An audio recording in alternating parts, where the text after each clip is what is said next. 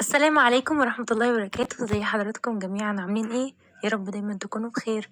النهاردة بقى فيديو جديد، وصفة جديدة. هنعمل فراخ مشوية على الفحم بطريقة جميلة جدا، وكمان خلطة تحفة هتعجبك اوي ان شاء الله. متنسيش بقى تحطيلي لايك للفيديو ده ونسمي ونبتدي مع بعض. كمية الخلطة بتكون على حسب كمية الفراخ. انا عاملة النهاردة فرخة وزنها 2 كيلو، واخدة طماطميتين وقرن فلفل رومي كبير وبصلة واحدة. هقطعهم كده زي ما حضراتكم شايفين، كلهم مكعبات بنفس الشكل. وينفع تستبدلي قرن الفلفل البارد بقرن فلفل حامي، وممكن كمان تضيفي شطة على الوصفة، بس انا فضلت اعمله بارد. كده خلصت تقطيعهم كلهم مكعبات. هبتدي بقى ان انا اضيفهم كلهم في الخلاط، وكمان هضيف عليهم التوابل. لازم يتضربوا في الخلاط عشان كل النكهات تختلط مع بعضها وتظهر معاكي في طعم الفراخ. دي وصفتي دايما للمشويات، سواء فراخ او لحمة او حتى بانيه. ما شاء الله بيكون طعمها حلو جدا وكمان ريحتها حلوة. كده انا ضفت كام فص من الثوم، وكمان هضيف شوية خل صغيرين. الخل طعمه ما بيبانش في قلب الوصفة، ولا حتى الثوم طعمه بيبان، بيكون بسيط خالص. دلوقتي هضيف البهارات، وضفت نص معلقة فلفل اسود وربع معلقة قرفة ومعلقة كاملة من 7 بهارات، ودي بجيبها من عند العطار. وان شاء الله بإذن الله بمرة هعملها لكم في فيديو لوحدها. كل المقادير بالمعلقة الصغيرة بتاعت الشاي. دلوقتي هحط كمان معلقة كمون. انا ان شاء الله هحط لكم كل مقادير في صندوق الوصف. ودي بهارات مشويات، معلقة برضو.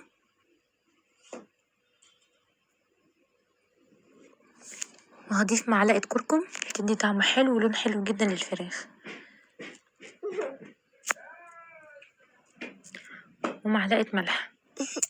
وكمان هضيف كوباية مية عشان تسهل ان الوصفة تمشي في الخلاط، وكمان عشان تدي طراوة للفراخ. دلوقتي هضرب المكونات كلها في الخلاط كويس جدا. عايزاها تكون زي العصير بالظبط عشان الفراخ تكتسب منها الطعم كويس جدا. الثوم والخل اختياري، لو مش حابة تضيفيهم مفيش مشكلة، بس هما بيعززوا النكهة وبيخلي الطعم احلى.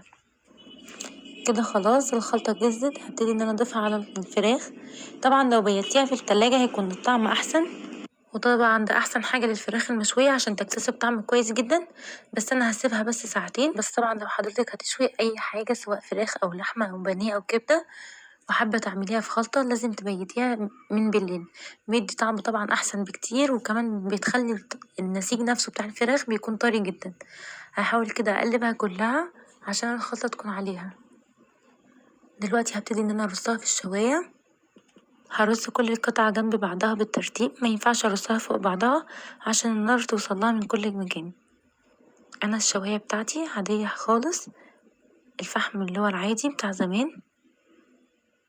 بيكون طعمه جميل جدا وريحته جميلة ومميزة جدا في الفراخ. نسمي الله ونبتدي نشويها على الفحم. ايه رأيكم؟ بلكونة او لو عندك سطح زي ما انا عملت كده، عشان ريحة الشوي نفسها ما تتكتمش في الشقة وتبقى ريحة الشقة كلها شوي. عاوزة اقول لكم ما شاء الله الوصفة دي جميلة جدا وطعمها حلو. ان شاء الله لما تجربوها تعجبكم. لو لسه بقى مكملة الفيديو لحد دلوقتي متنسيش تحطي لي لايك واشتراك للقناة، تعليق حلو تقولي لي ايه رأيك في الوصفة لو جربتيها. كده انا خلاص شويتهم. كنت عاملة جنبها كمان جلاش باللحمة المفرومة. ان شاء الله بإذن الله الفيديو اللي جاي هيكون هو او اللي بعديه مش متأكدة. وكمان كنت عاملة طاجن رز معمر، هنزله برضو في فيديو لوحده. ما شاء الله ريحتها جميلة وطعمها اجمل. الفراخ لما تشويها شويها بجلدها، لان في سمعت ان في ناس بتحوش الجلد. لا طبعا ما ينفعش، لازم تتشوي بالجلد بتاعها. ما شاء الله ريحتها جميلة. شايفين بقى الجلاش ما شاء الله جميل جدا. يا رب يكون الفيديو النهاردة عجبكم. متنسوش تحطولي لايك للفيديو. اشوفكم ان شاء الله بإذن الله في فيديو جديد. مع السلامة.